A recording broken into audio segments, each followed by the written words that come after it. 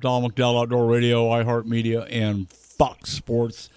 This week's newsletter is like all the rest of them. It's just jam-packed full of stuff that you might like to know, sometimes you need to know. And Doug's done a great job this week. Doug, give us the highlights. What's going on here? Well, highlights today, Don, is our featured story, and we will keep on top of this.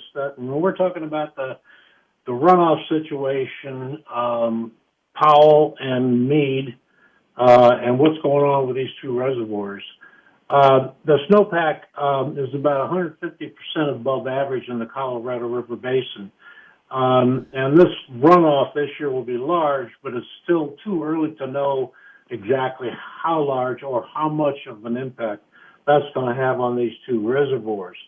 As of April 24th, the reservoir, meaning Powell, will peak anywhere from 3575 to 3615 feet.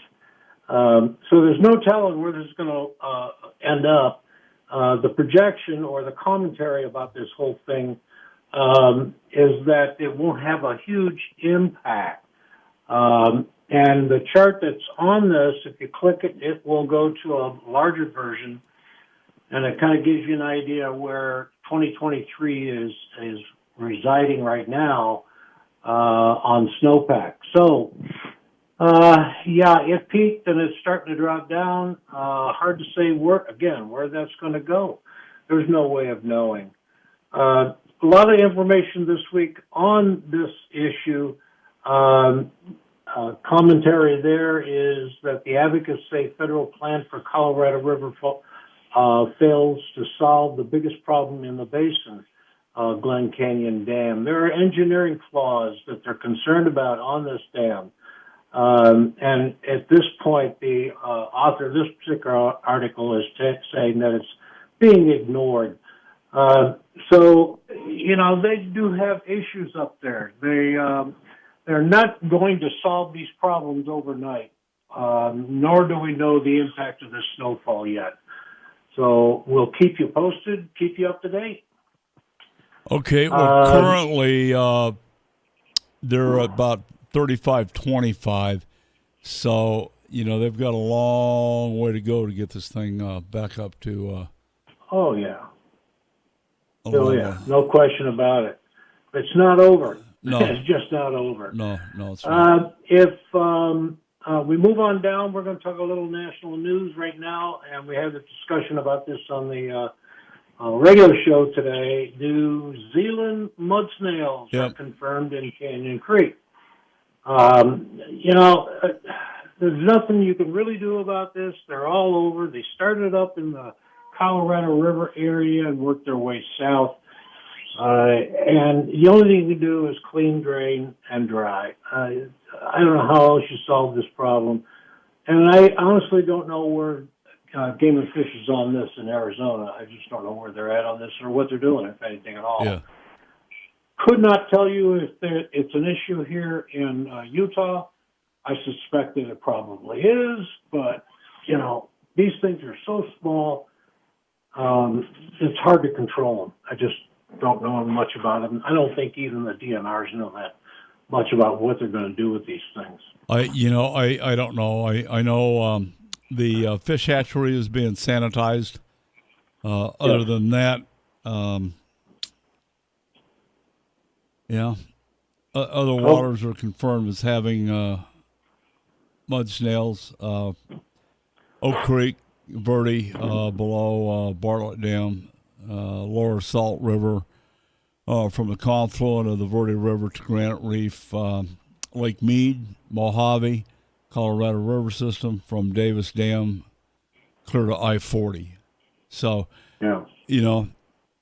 it's an infestation. Everybody's got them. I think the big catalyst was, oh my gosh, the fish hatchery's got them. So, yeah, it is, and I would encourage anyone that's in the water, clean, drain, and dry your stuff. I know it sounds pretty corny, but these fly fishermen, a lot of them have felt on their bottoms of their waders that are going to house these things.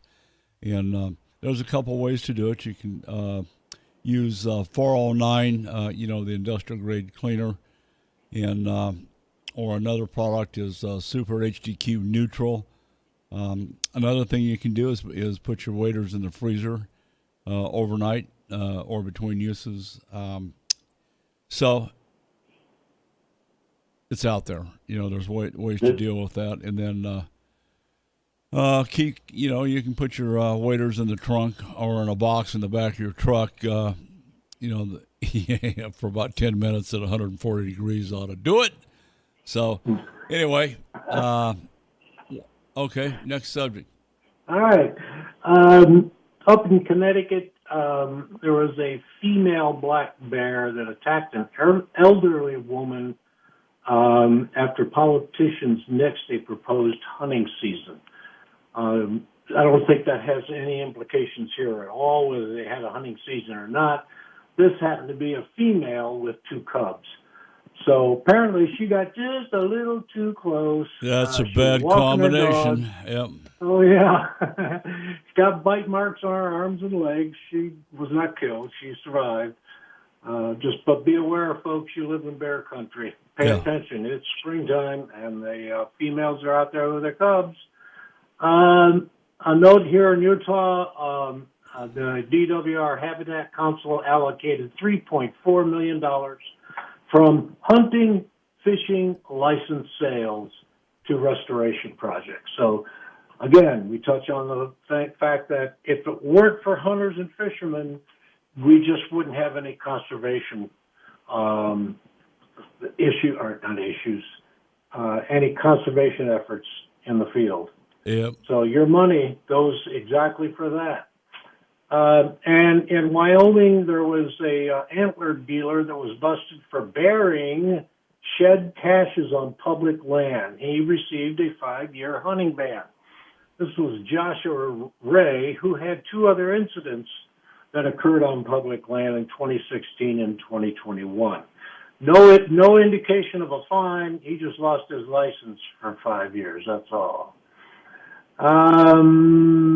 Notice, again, this year, ICAST will be in Orlando, Florida, July 11th through the 14th. No need to say anything about that, other than that's the new date. Yep, monsoon and humidity like you've never experienced. Oh, yeah, Florida's horrible. Kind of a newsworthy thing, you might say. Well, it is a newsworthy thing that the sport fishing industry is supporting legislation that's protecting the use of traditional tackle. Now, what we mean by that, or what I mean by that, is that this bill ensures that sportsmen and women's access is not unjustly prohibited, and that anglers throughout the United States can depend on the performance and affordability of lead. This is not an anti-lead thing. This is a pro-lead thing. So they're keeping it alive for a while. Otherwise we're going to steel or whatever substitute you can have there. Yep, tungsten. Oshkosh, Wisconsin, the National Walleye Tour is heading up there between May 17th and the 18th for the second tournament of the season on Lake Winnebago. It's really interesting, Don.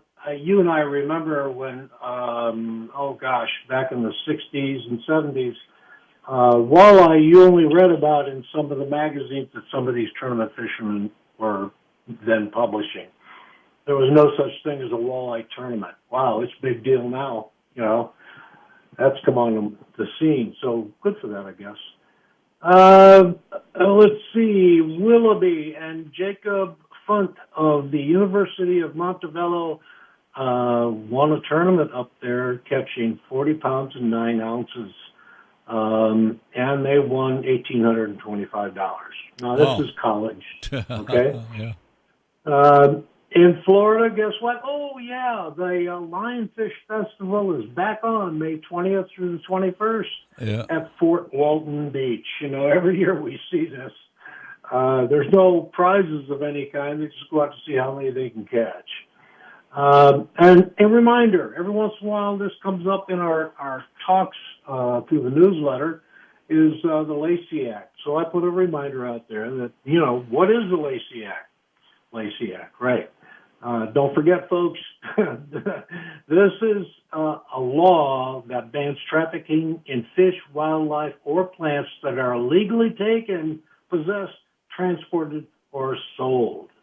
And in 2008, that's when trade in plants and plant products was added to this legislation. And lastly, a novelty of sorts, you might say, from American Buffalo, introducing a knife called the Tumbleweed knife. Nice looking knife, $30, 3.5 inches. I don't know, it's the only thing I saw in the way of new products worth talking about. That's it. Yeah, that's a pretty interesting little knife. Yeah. Yeah, pocket knife. Mm-hmm. Okay, well, good stuff, Doug. Lot of information there on the newsletter. If you don't currently get the newsletter, you can sign up for that at huntingfishing.com and visit with Doug's fine work. If you have any suggestions for Doug, you can reach him. Just follow the links on the website. So, Doug, good job. We'll do this again next week. I'm Don McDowell.